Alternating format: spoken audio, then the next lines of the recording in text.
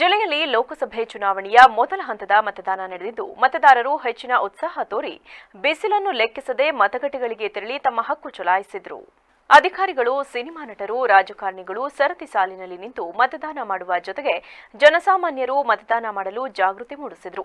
ಬಹುತೇಕ ಮತಗಟ್ಟೆ ಸಮೀಪ ಶಾಮಿಯಾನ ವ್ಯವಸ್ಥೆ ಕಲ್ಪಿಸುವ ಮೂಲಕ ನೆರಳಿನ ವ್ಯವಸ್ಥೆ ಮಾಡಲಾಗಿತ್ತು. ಅಶಕ್ತರು, ವೃದ್ಧರು, ಅಂಗವಿಕಲರಿಗೆ ಅನುಕೂಲ ಕಲ್ಪಿಸುವ ನಿಟ್ಟಿನಲ್ಲಿ ವೀಲ್ಚೇರ್ ವ್ಯವಸ್ಥೆಯನ್ನ ಸಹ ಮಾಡಲಾಗಿತ್ತು. ಕೆಲ ಮತಗಟ್ಟೆಗಳ ಸಮೀಪ ಏಜೆಂಟರು ಮತದಾರರಿಗೆ ಬಿಸಿಲಿನ ಬೇಗೆ ತಣಿಸಲು ಕುಡಿಯುವ ನೀರಿನ ವ್ಯವಸ್ಥೆ ಮಾಡಿದ್ದರು.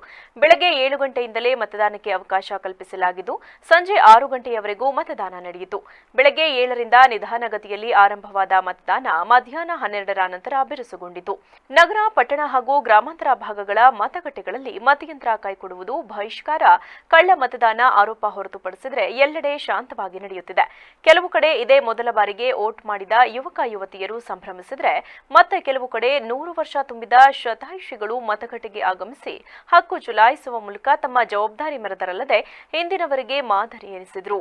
ಮುನ್ನೆಚ್ಚರಿಕೆ ಕ್ರಮವಾಗಿ ಎಲ್ಲೆಡೆ ಬಿಗಿ ಪೊಲೀಸ್ ಬಂದೋಬಸ್ತ್ ಏರ್ಪಡಿಸಲಾಗಿತ್ತು. ನಮ್ಮ ಜಿಲ್ಲೆಯ ಪೊಲೀಸ್ ಅಧಿಕಾರಿಗಳು ಹಾಗೂ ಸಿಬ್ಬಂದಿ ಜೊತೆಗೆ ಹೊರ ಜಿಲ್ಲೆಯವರು ಹಾಗೂ ಪ್ಯಾರಾಮಿಲಿಟರಿ ಪಡೆಯನ್ನ ಕ್ರಿಟಿಕಲ್ ಮತಗಟ್ಟೆ ವ್ಯಾಪ್ತಿಯಲ್ಲಿ ನಿಯೋಜನೆ ಮಾಡಲಾಗಿತ್ತು.